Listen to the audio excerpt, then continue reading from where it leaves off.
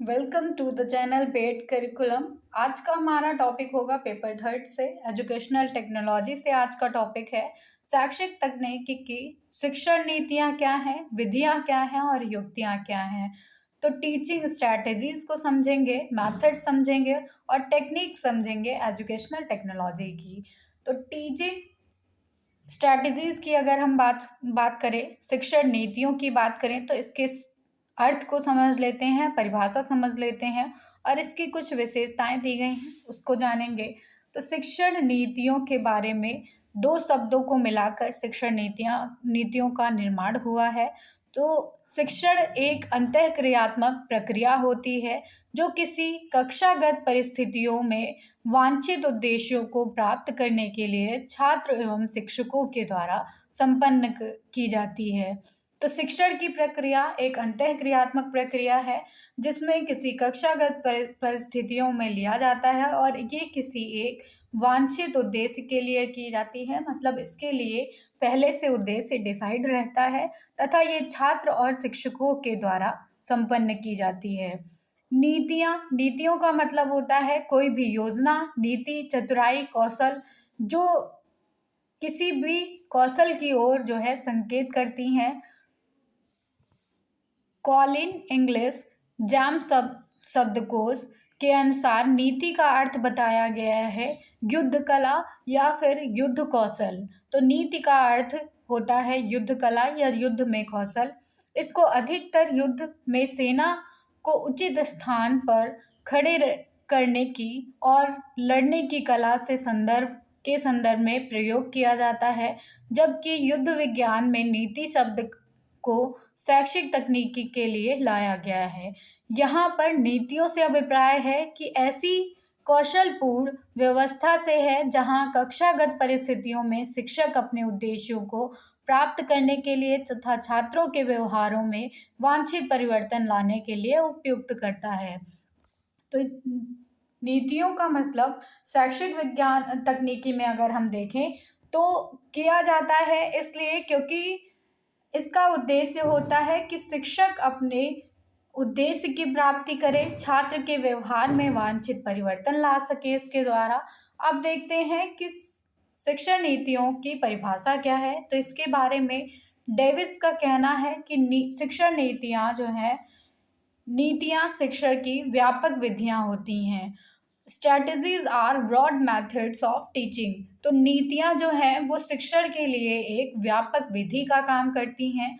वहीं पे स्टोन्स और मॉरिस ने बताया है कि शिक्षण नीति पाठ की एक सामान्यीकृत योजना है जिसमें वांछित व्यवहार परिवर्तन की संरचना अनुदेशन के उद्देश्यों के रूप में सम्मिलित होती है। साथ ही इसमें युक्तियों की योजनाएं भी तैयार की जाती हैं।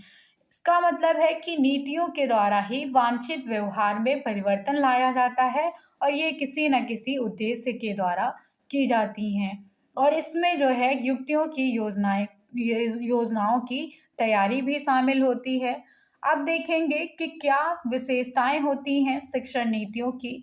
तो शिक्षण नीतियां जो हैं वो शिक्षण कार्यों के किसी प्रतिमान की ओर संकेत करती हैं और यह शैक्षिक उद्देश्यों की प्राप्ति में सहायक होती हैं। ये व्यवहार में परिवर्तन के लिए महत्वपूर्ण होती हैं। ये कार्य विश्लेषण और उसकी संरचना के लिए महत्वपूर्ण हैं। शिक्षण नीतियाँ जो है वो शिक्षक के कार्य को निष्ठा देती हैं और उनकी शिक्षण कुशलता में वृद्धि करती हैं। तो इस तरह से शिक्षण नीतियाँ जो है शिक्षक के कार्य में मदद करती हैं और अन्य कार्यों में भी सहायता करती हैं। शिक्षण नीतियों का वर्गीकरण देख लेते हैं। तो शिक्षण नीतियों का वर्गीकरण दो तरीके से किया गया है। पहली आ जाती हैं जनतांत्रिक शिक्षण नीतियाँ और दूसरी आ जाती हैं प्रभुत्ववादी शिक्षण नीतियाँ। तो जनतांत्रिक शिक्षण नीतियाँ क्या होती हैं? डेमोक्रेटिक स्ट्रैटेजी जिनको कहते हैं। जनतांत्रिक शिक्षण नीतियाँ जनतंत्र के मूल्यों पर आधारित होती हैं। तो जो जनतांत्रिक शिक्षण नीतियाँ होंगी वो जनतंत्र के मूल्यों पर आधारित होंगी और ये नीतियाँ बाल मनोविज्ञान का प्रयोग कर शिक्षण को बाल केंद्रित बनाती हैं। तो जो जनतांत्रिक शिक्षा नीतियाँ होती हैं वो शिक्षा को जो है चाइल्ड सेंटर बनाती हैं, बाल केंद्रित बनाती हैं। इन नीतियों में प्रमुख स्थान बालकों तथा छात्रों को दिया जाता है और शिक्षक का स्थान इसमें गौण होता है। इसमें शिक्षक छात्रों की आयु, परिपक्वता, मानसिक योग्यताओं, रुचि, सामर्थ्य और क्षमताओं आदि के आधार पर अपने शिक्षण का कार्य व्यवस्थित करते हैं और इससे अब छात्र जो है अपने विचारों को व्यक्त करने के लिए स्वतंत्र होते हैं। इस प्रकार की नीतियों को जनतांत्रिक शिक्षा नीतियां कहा जाता है, जिसमें छात्र स्वतंत्र रूप से चिंतन कर सकें, उनकी जो है कल्पना की जाए, तर्क निर्माण किया जाए, सृजन आदि क्षमताओं का विकास किया जाए। तो जनतांत्रिक शिक्षा नीतियां जो होंगी वो पूरी तरह से बाल केंद्रित होंगी। इसमें बच्चा पूरी तरह से स्वतंत्र होता है। फिर दूसरी नीतियां आ जाती हैं जिनको प्रभुत्ववादी शिक्षा नीतियां कहा जाता है। तो प्रभुत्ववादी शिक्षा नीतियों का मतलब है ऑटोक्रेटिक स्ट्रैटेजी। इसमें जो है प्रभुत्ववाद या निरंकुशवाद के मूल्यों पर ये आधारित होती हैं और इसमें टीचर सेंटर करिकुलम को अपनाया जाता है। इसमें छात्र जो है शिक्षक की प्रत्येक बात, विचार और दर्शन बिना किसी तर्क के स्वीकार करता है और शिक्षक स्वयं पाठ्यपुस्तक का निर्माण करता है अपने आदर्शों और अपनी रुचियों के आधार पर। तो इसमें बच्चे का कोई भी रोल नहीं होता है, ये पूरी तरह से शिक्षक पे ही आधारित होती हैं और शिक्षक की प्रधानता होती है। अब देखेंगे विभिन्न प्रकार की शिक्षण नीतियों के बारे में। तो वेरियस टाइप्स हैं यहाँ पे टीचिंग स्ट्रैटेजी के, तो एक एक करके सबको समझेंगे। सबसे पहले आ जाती है व्याख्यान नीति, जिसको लेक्चर स्ट्रैटेजी कहा जाता है। तो व्याख्यान का मतलब होता है किसी भी पाठ को भाषण के रूप में पढ़ाना। मतलब अगर आपको सिर्फ बोल के उस चीज़ को बता दिया जा रहा है तो वो एक भाषण हो गया। उस तरह से जब पढ़ाया जाएगा आपको तो उसको व्याख्यान विधि कही जाती है। और शिक्षक किसी विषय विशेष पर कक्षा में व्याख्यान देते हैं, छात्र उसमें निष्क्रिय होता है। मतलब इसमें छात्र जो है सिर्फ सुनेगा व्याख्यान विधि में। यह विधि जो है उच्च स्तर की कक्षाओं के लिए ज़्यादा उपयोगी मानी जाती है और इस विधि में विषय की सूचना दी जाती है, किंतु छात्र को स्वयं ज्ञान प्राप्त करने के लिए प्रेरणा तथा प्राप्त ज्ञान के व्यवहारिक उपयोग के लिए इसमें क्षमता नहीं दी जा सकती है। इस तरह से व्याख्यान विधि की कुछ विशेषताएं होती हैं जिनमें सम्मिलित है। उच्च कक्षाओं के लिए यह उपयोगी होती है और यह शिक्षक के लिए सरल, संक्षिप्त होती है और आकर्षक होती है। कम समय में अधिक सूचनाएं इसमें दी जाती हैं। यह अधिक संख्या के छात्रों के लिए ज़्यादा उपयोगी होती है। इसमें विषय का तार्किक क्रम सदैव बना रहता है। तो ये कुछ विशेषताएं हैं व्याख्यान विधि की। अब दूसरे नंबर पे आ जाती है प्रदर्शन नीति। प्रदर्शन नीति का मतलब है डेमोन्स्ट्रेशन स्ट्रैटेजी। तो इसमें शिक्षण के क्षेत्र में प्रदर्शन विधि का काफ़ी महत्व होता है, क्योंकि इसमें जो भी आपको कराया जाएगा वो प्रैक्टिकली कराया जाता है, सिखाया जाता है। तो इसमें शिक्षक और छात्र दोनों सक्रिय रहते हैं और शिक्षक सैद्धांतिक भाग का विवेचन करने के साथ ही इस विधि द्वारा उसका सत्यापन करता है। मतलब कि इसमें जब शिक्षक पढ़ाता है तो वो सैद्धांतिक पक्ष को पहले विवेचन करता है उसका, फिर उसको सत्यापित भी करेगा कि ये चीज़ है तो कैसे है। तो शिक्षक पढ़ाते समय प्रयोग करता है और इसमें जो है छात्र प्रयोग प्रदर्शन का निरीक्षण करते हुए ज्ञान को प्राप्त करते हैं। तो इस तरह से प्रदर्शन विधि की नीति की जाती है। तो प्रदर्शन नीति की कुछ विशेषताएं होती हैं। यह नीति जो है छोटी कक्षाओं के लिए ज़्यादा उपयोगी होती है और इसमें प्रयोग प्रदर्शन शिक्षक द्वारा किए जाते हैं और वो छोटे छोटे टुकड़ों में विभाजित किए जाते हैं। समय कम लगता है इसमें, छात्र स्वयं देखते हैं तब उस चीज़ को सीखते हैं और बालकों की दृष्टि एवं श्रवण इंद्रियां इसमें काफ़ी सक्रिय रहती हैं, क्योंकि इसमें छात्र को उस चीज़ को सत्यापित करके दिखाया जाता है। अब आ जाते हैं नेक्स्ट नीति पे, जो है हमारी व्याख्यान एवं प्रयोग प्रदर्शन विधि, जिसको लेक्चर कम डिमॉन्स्ट्रेशन स्ट्रैटेजी कहा जाता है।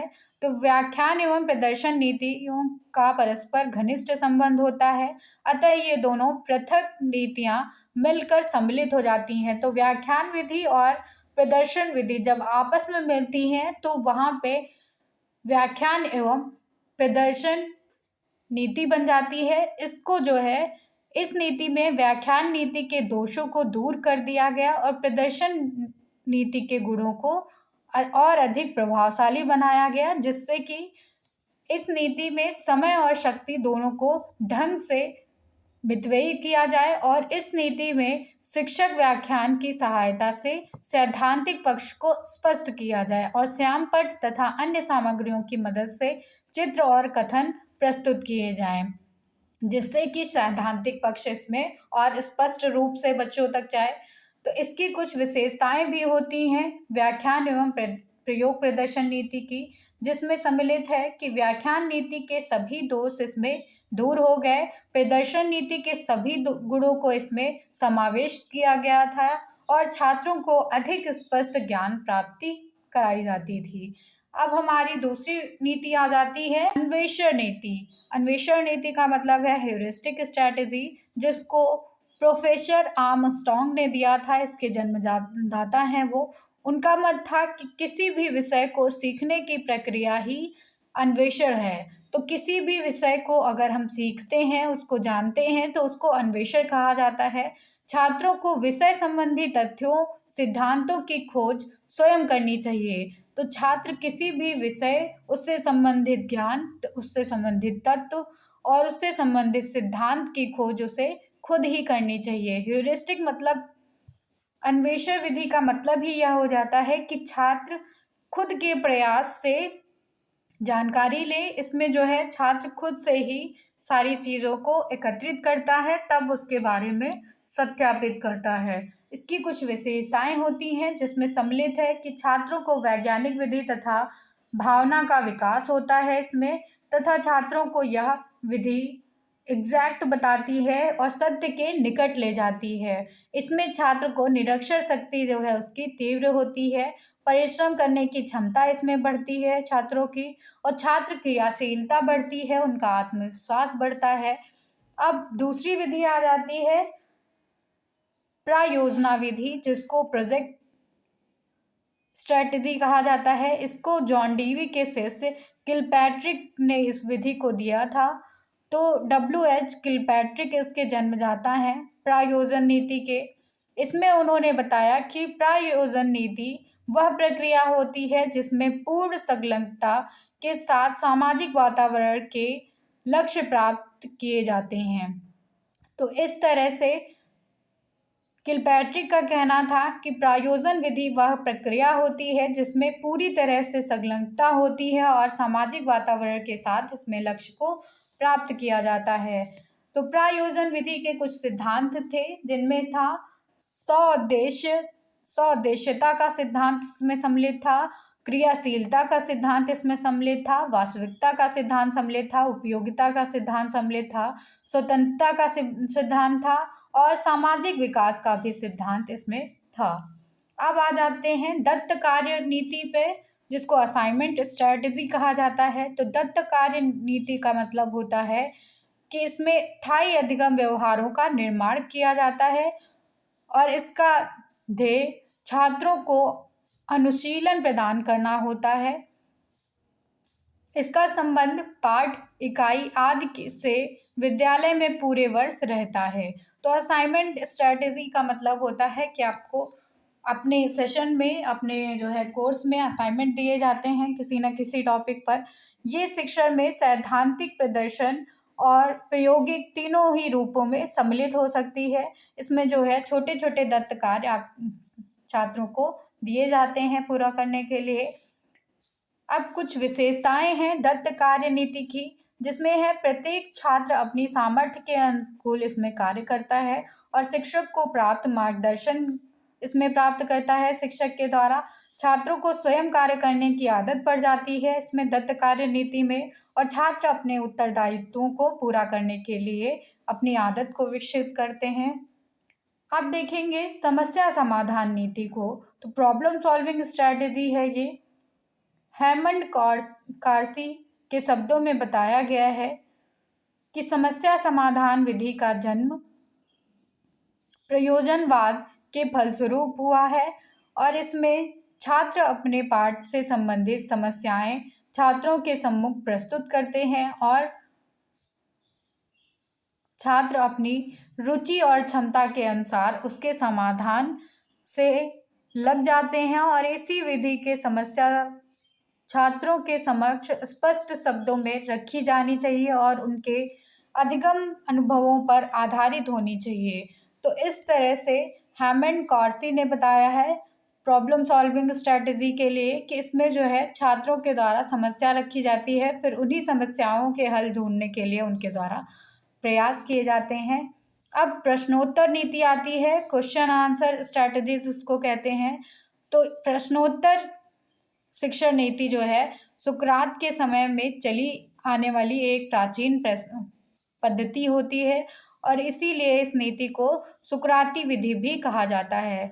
तो सुकरात के अनुसार प्रश्नोत्तर विधि के 3 सोपान होते हैं, जिनमें पहला है प्रश्नों को व्यवस्थित रूप से निर्मित किया जाना, दूसरा है उन्हें समुचित रूप में छात्रों के सामने रखना और ताकि नए ज्ञान के लिए उनमें उत्सुकता तथा जागृत हो सके, और तीसरा सोपान होता है कि छात्रों के माध्यम से उनमें संबंध स्थापित करने की नवीन ज्ञान देना।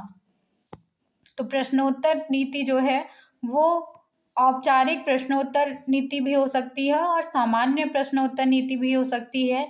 औपचारिक प्रश्नोत्तर नीति में शिक्षण प्रश्नोत्तर आते हैं और प्रारंभिक प्रश्नोत्तर आते हैं, जबकि सामान्य प्रश्नोत्तर नीति में पाठ के विकास से संबंधित प्रश्नोत्तर आते हैं और पुनरावलोकन प्रश्नोत्तर आते हैं।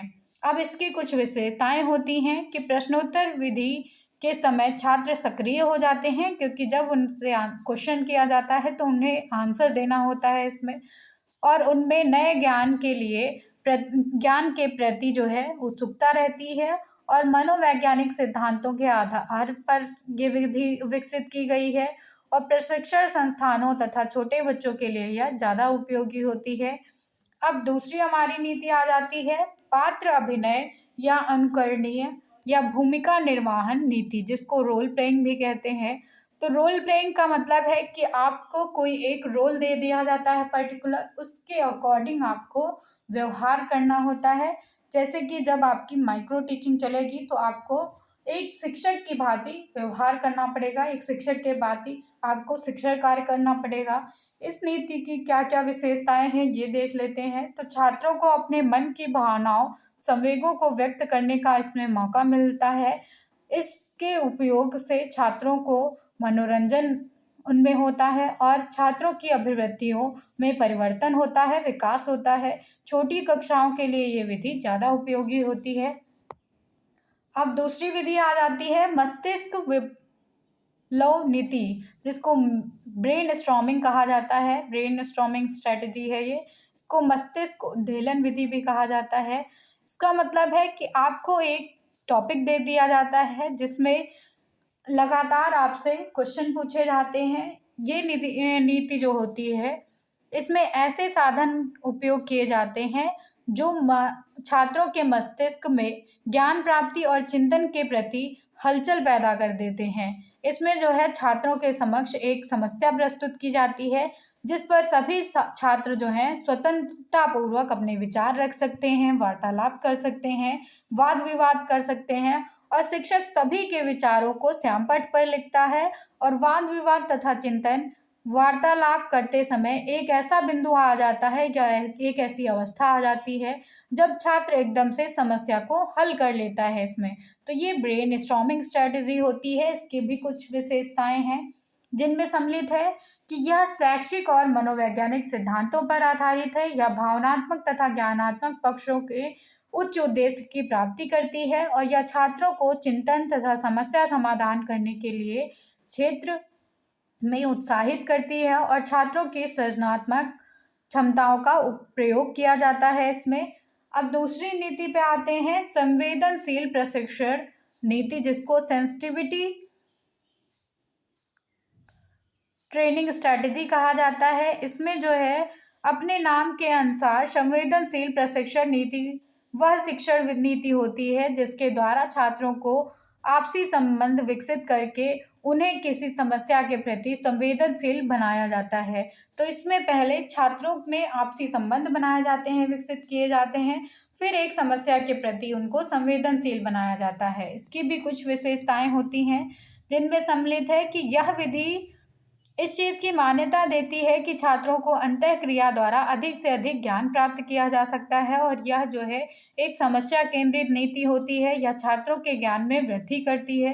तो इस तरह से संवेदनशील प्रशिक्षण नीति की ये कुछ विशेषताएं थी। अब शिक्षण नीतियाँ हमारी यहीं से समाप्त होती हैं। Thank you everyone.